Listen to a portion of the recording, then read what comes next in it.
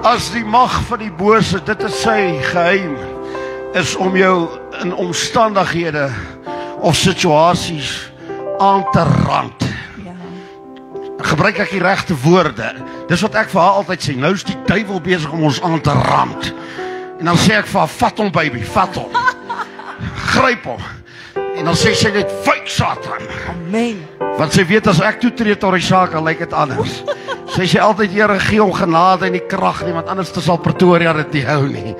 Want hy rand jou aan. Hy rand jou aan. Hy gryp jou. Ek kan nog ander goed ook sê wat hy met jou doen. Maar hy rand jou hier aan, hier in die kop in. Amen. En hy klap en hy slaan vir jou. En ek dank die Here, hier's lekker trappe op na hierdie kerk toe. Ek voel goed, het jy die tyd wat jy bo by hierdie kerk ingeloop kom vir die